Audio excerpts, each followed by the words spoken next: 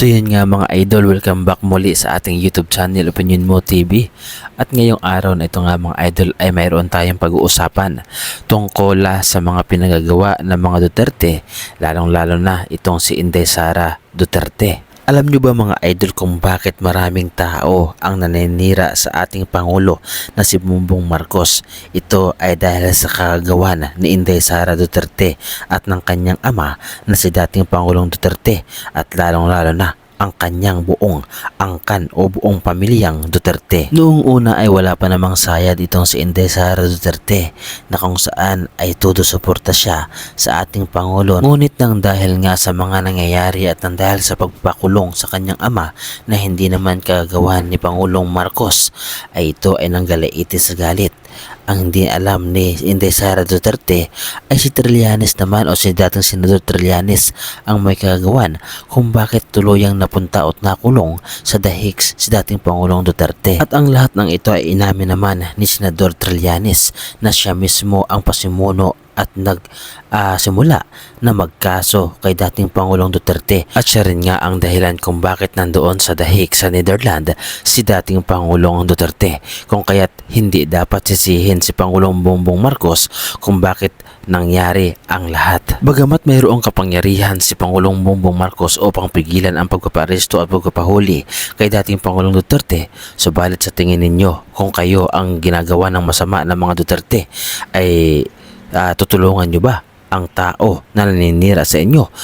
Niyuyurakan ang pangalan at sinasabihan na adik at bangag at mahinang presidente si Pangulong Bongbong Marcos. At kung mayroong dapat silang balikan at kasuhan pabalik ay walang iba dito kundi si dating Senador Trillanes. Subalit ang labis na nakapagtataka mga idol ay bakit hindi nila makasukasuhan at maipakulong itong si dating Senador na si Trillanes kung talagang mali ang inaakusa laban sa kanila, ay bakit hindi nila ito kasuhan? Ito ang labis na nakapagtataka mga idol. Isa lamang mga idol na nagpapatunay na ang mga sinasabi at mga aligasyon ni dating Senador Trillanes laban sa mga pamilyang Duterte ay totoo. At ito ay pawang katotohanan at tawang mga ebidensya ang magpapatunay na ang lahat ng mga inaakusahan ni dating Senador Trillanes ay totoo laban sa mga Duterte. At wala ba kayong napapansin mga idol sa pamilyang Duterte na kahit anong paninira sa kanila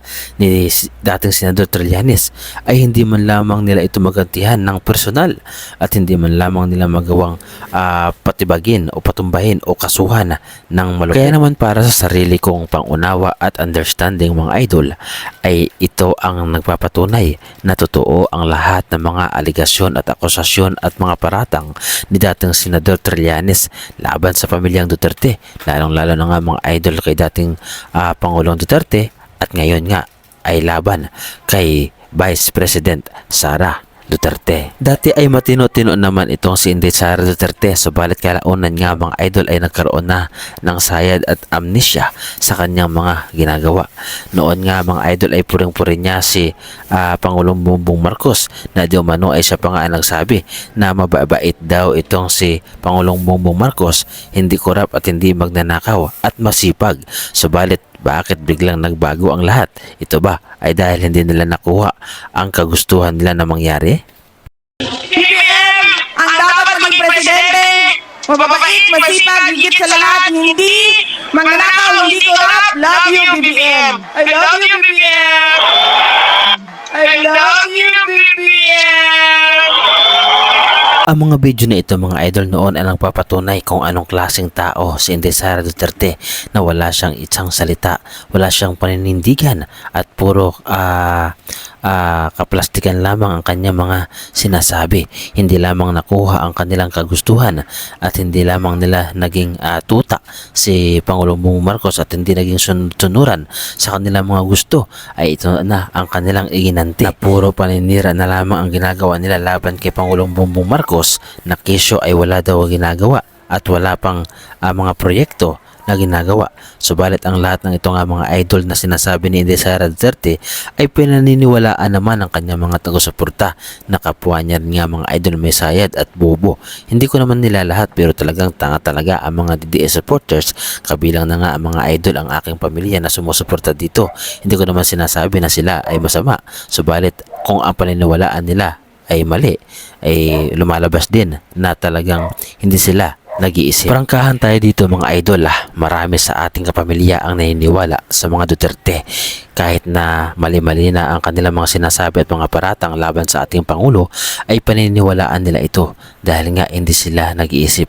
Hindi nila iniisip kung ano ang katotohanan. Basta suportahan lamang nila at makita na mabuti di umano ang ginagawa noon ni dating Pangulong Duterte, ay ito na ang tama para sa kanila.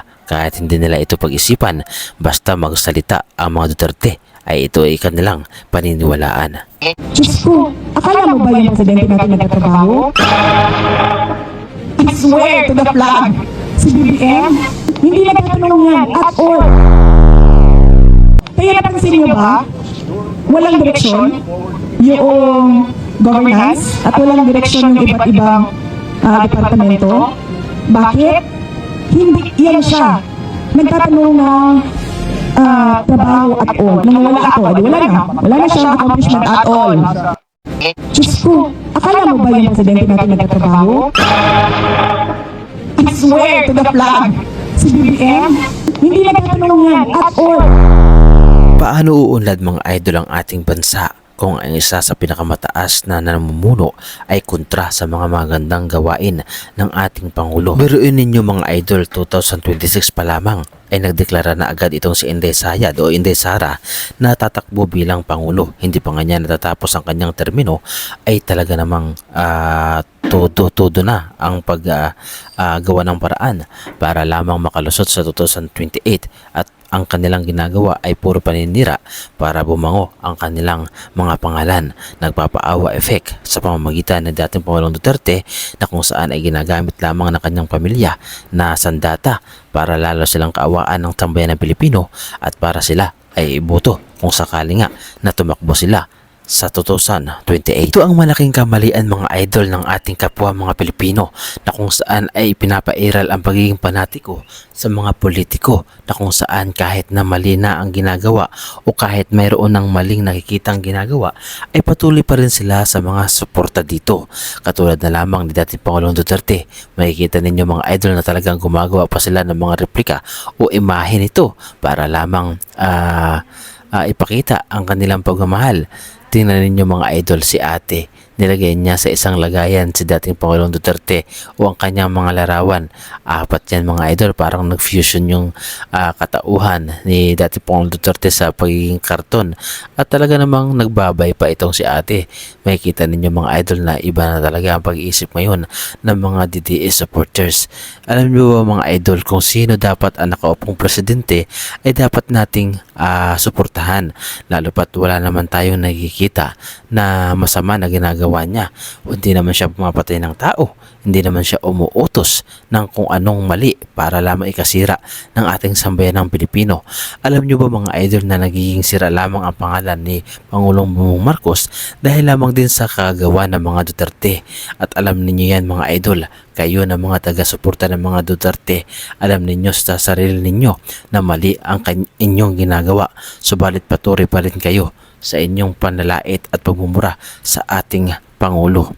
Sana mga idol ay matauhan na ang mga sulit Duterte na taga-suporta. Sana ay inyong mapagtanto na hindi dapat sinisiraan ang ating Pangulo dahil siya ang nagdadala ng ating pangalan ng bansang Pilipinas.